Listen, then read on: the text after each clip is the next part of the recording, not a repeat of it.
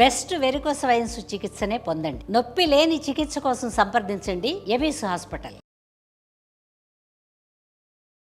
నమస్తే రమ్మగారు. నమస్తే జయ. ఏదైనా మంచి కథ చెప్పుకుందామండి.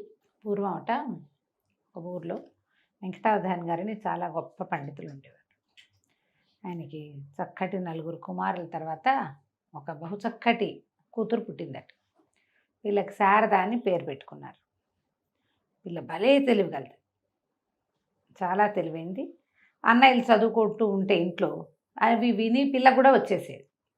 అంత తెలివైంది. పిల్లకి 9-10 ఏళ్ళు వచ్చాక ఈయనకి చక్కగా చదువుకున్న పిల్లకి మంచి అందమైన వరుడు కావాలి, మంచివాడు తెలివైన వాడు కావాలని బాగా వెతికి సంబంధాలు 10 ఏళ్ళకి చేసేవాళ్ళుగా 12 ఈడేరే లోపల వివాహాలు చేసేసే కాలం అన్నమాట. వెతికి దూర గ్రామంలో ఒక సంపన్న గృహస్థు గారి కుమారుణ్ణి చూశారు. ఆయన మహాపండితుడు, సంపన్నులు. పిల్లవాడి పేరు సూర్యశాస్త్రి. ఎంత అందమైన వాడో, 16 ఏళ్ళ వాడు. మహా అందంగా ఉన్నాడు, కుమారస్వామి వల్లే ఉన్నాడు. ఆ అందానికి పడిపోయి ఈయన పిల్లనిచ్చి పెళ్లి చేస్తామని సంబంధం కుదుర్చుకున్నారు. చక్కగా వివాహం అయింది. పిల్లకి 10 ఏళ్ళు, పిల్లవాడికి 16 ఏళ్ళు. వివాహం అయింది. అప్పుడే పిల్లని పంపరు కదా, ఉంచుకుంటారు వాళ్ళ దగ్గరే. ఒక 4 సంవత్సరాల పాటు ఆ పిల్ల అప్పుడప్పుడు అత్తారింటికి వచ్చేది. కానీ ఆ పెద్దగా దూరం కూడా. 1-2-3 సార్లు అమ్మాయి వచ్చింది ఏవో నోములు తీర్పించడానికి, లేదా వాళ్ళ అమ్మ వచ్చేది, కుర్రవాడి తల్లి. పెద్దగా భార్యతో అతనికి స్నేహం ఏర్పడలా, చూడలేదు కూడా పెద్దగా. ఒక 4 సంవత్సరాల తర్వాత పిల్ల పెద్దదైందని ముహూర్తాలు అవి పెట్టుకోవచ్చని వాళ్ళు చెబితే బయలుదేరి పిల్లవాడు వచ్చాడు. కుర్రాడు వస్తే వాడు అందానికి వీళ్ళు అసలు ఎంత మైమర్చిపోయారు, ఎంత బాగున్నాడు. అయితే ఏమైంది, భోజనాలకు దేమో కూర్చున్నారు, మాట్లాడుకుంటుంటే వీళ్ళు బావమరుదులు 4 బాగా చదువుకున్నవాడు. సూర్యశాస్త్రికి విద్యాగంధమే లేదు. అతని తండ్రి పెద్ద సంపన్న గృహస్థు, పండితుడు. ఆయన శాస్త్ర చర్చల్లో అక్కడ ఉండేవాడు. అతని కొడుకుని చదివించే ప్రయత్నం ఆయన చేయలే. ఉన్నాయి వాళ్ళకి సంపదలు, పెద్ద చదువు మీద ఆసక్తి చూపించలేదు పిల్లవాడు, వదిలేశారు. వాళ్ళు ఆ మాట ఈ మాట మాట్లాడి ఏదో శాస్త్ర చర్చ చేసి, మీరేమంటారండి బావగారు అంటే, అతను నన్న అబ్బాయి అన్నాడు. అబ్బాయికి ఏం తెలుసు, తెలియతే ఆ చెల్లెలు ఈ పిల్ల ఉంది కదా, అప్పటికి ఓ 14-15 ఏళ్ళు వచ్చినాయి, 14 ఏళ్ళు వచ్చినాయి. పిల్ల వీటిలలో మా ఈ చర్చల్లో పాల్గొంటూ అవునని కాదని, కాళిదాసు చెప్పింది అది కాదని, భారవ చెప్పింది ఇది కాదని, ఇలాంటి మాటలు మాట్లాడుతూ భర్తకి విద్యాగంధం లేదని పిల్లకి తెలిసిపోయి పక్కపక్క ఏమందంటే, పాలాస కుసుమం వృధ అన్నది. పాలాస కుసుమం అంటే మన ఫ్లేమి అని చెట్లు ఉంటాయి చూడు, అగ్నిపూలు అంటారు. పెద్ద చెట్టు, చాలా పెద్ద చెట్లు, ఎర్రటి పువ్వులు పూస్తాయి.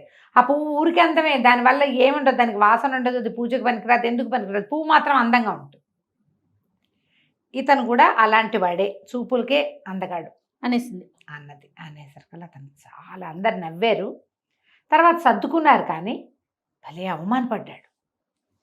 ఇంత మాట అంటుందా వాళ్ళందరి ముందు. అతనికి తనకి చదువు లేకపోవటం వల్లే ఈ మాట అనిపించుకున్నానని అనిపించింది. తను అన్నదని స్పష్టంగా నీకేం రాదని అంటోందని తెలిసిపోయింది. కానీ చదువు లేదు అనేది చిన్నతనం వచ్చేసింది. అక్కడి నుంచి ఇంటికి రాకుండా అట్నుంచటే కాశీకి ప్రయాణమై వెళ్ళిపోయాడు చదువుకోవటానికి. ఒక మహాద్భుతమైన గురువు గారు ఉన్నారని తెలిసి వెళ్ళి ఆయన పాదాలు పట్టుకున్నాడు. నన్ను చదివించండి, నాకు విద్యాగంధం లేదు, చదువుకోవాలి, చదువే ఇంకా నాకు రెండోది లేదు అనేసరికల్లా ఆయన అన్నాడు, చక్కగా ఉన్నాడు, చూపులకు బాగున్నాడు కదా, సరే ఏమిటో ఇంత హైరాన్ ఏమిటయ్యా, నిదానంగా చదువుకుంది కానంటే, కాదండి చదువు తప్ప నేను రెండో పని చేయను, చదువే కావాలి నాకు అనేసరికి సరే పద లోపలికి వెళ్దామన్నాడు. లోపలికి వెళ్దామంటే సరే లోపలికి వెళ్ళాడు. ఇంట్లోకి వెళ్తే గురువు ఇతను మంచి ఆజానుబాహు, పొడుగాటివాడు. వంటింట్లో నుంచి పెరట్లోకి వెళ్ళే గుమ్మం పడేయాలని తగిలింది. నెత్తి రాసుకుంటూ దొడ్లోకి వెళ్ళాడు, స్నానం చేసి వచ్చాడు. మళ్ళీ అదే గుమ్మంలో నుంచి రావాలి. మనమైతే ఏం చేస్తాం, వంగుతాం. మళ్ళీ తగిలింది. సరే కంచాలు పెడి ఆవిడేమో విస్తలు వేస్తుంది భార్య, ఆయన గురుగారి భార్య. ఆయన ఏం చెప్పాడంటే, ఈ పిల్లవాడికి ఆముదం వడ్డించు నెయ్యి బదులు, రోజు ఆముదమే అన్నంలో అని చెప్పి నేను చెప్పేదాకా అని. ఆవిడ ఆముదం వేసి వడ్డించింది. వీళ్ళు చాలా సంపన్న గృహస్థులు, అత్తవారు పుట్టింటి వాళ్ళు కూడా. అతని తండ్రి సంపన్నుడే, ఈయన అత్తగారు సంపన్నులే. నెయ్యి లేకుండా ముద్ద దిగదు. మామూలుగా వీళ్ళకు ఆహారంలో నెయ్యి ప్రధానమైన పాత్ర వహిస్తుంది. మాట్లాడలా, తినేసాడు. అక్కడి నుంచి ఏం చేశారు, ఈయన చెరువు గట్టుకు తీసుకెళ్ళి అక్కడ కూర్చోబెట్టి చక్కగా అక్షరాలు ఓనమాలు దిద్దిచ్చారు. ఇసుకలో ఓనమాలు దిద్దిచ్చారు. అక్షరాలు దిద్దుకుంటుంటే అందరూ జయంతుడో కంతుడో మన్మధుడో లాగా ఉన్నాడు. ఎంత బాగున్నాడు అని వాళ్ళందరూ తనకేసి చూస్తున్న ఆడవాళ్ళు. అబ్బాయికి స్పృహ కూడా లేదు, తను చదువుకోవాలి అంతే. అంతే. రోజు యథావిధిగా ఆ తలుపు తగిలేది అతనికి. అబ్బా అనేవాడు తప్ప తనకి తప్పుకోవటం అతని బుర్ర పనిచేయలే. ఆ విషయం ధ్యాస లేదనమాట, ఫోకస్ లేదు. ఆవిడ రోజు ఆమోదమే వేసి పెట్టేవారు. ఒక 5 ఏళ్లకి మొత్తం విద్య అంతా పూర్తయింది. నీ విద్య అయిపోయిందిరా నాయన అని చెప్పారట గురువుగారు.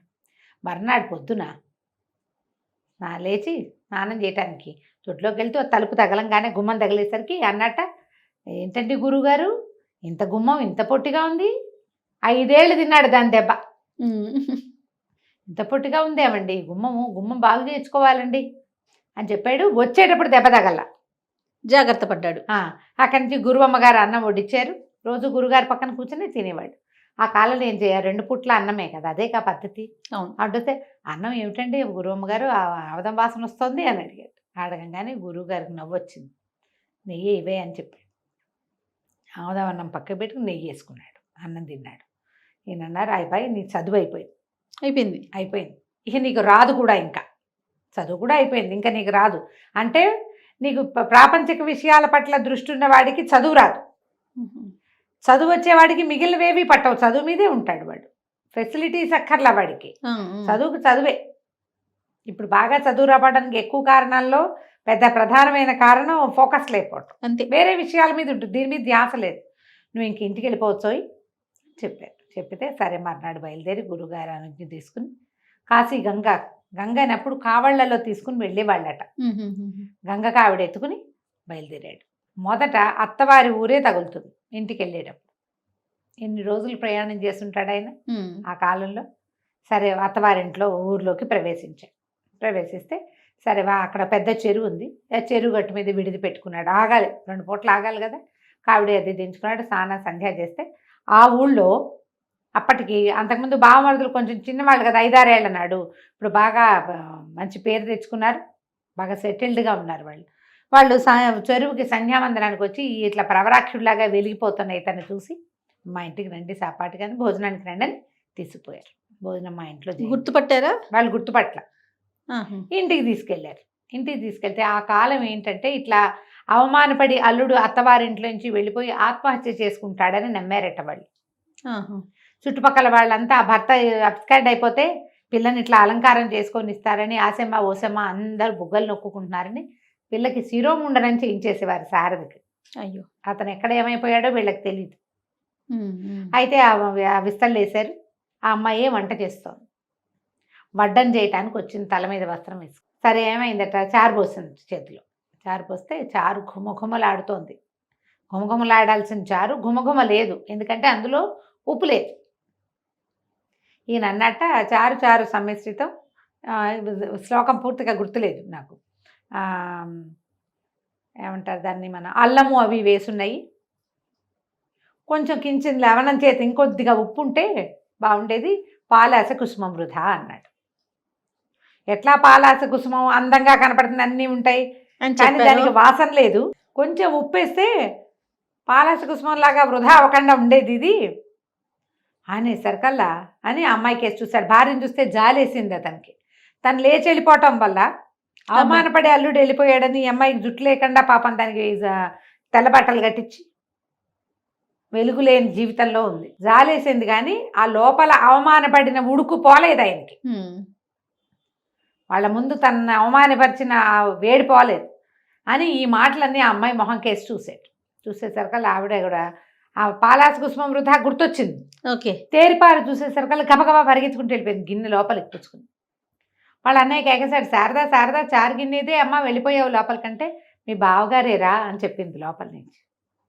వాళ్ళు ఆశ్చర్యపోయారు. ఒక్క అక్షరం రానివాడు ఇంత జ్ఞానిగా చెప్పటం ఏంటి, ఇంత జ్ఞానం, ఇంత పండితుడు అవటం ఏమిటి, ఎంతో ఆశ్చర్యపోయారు.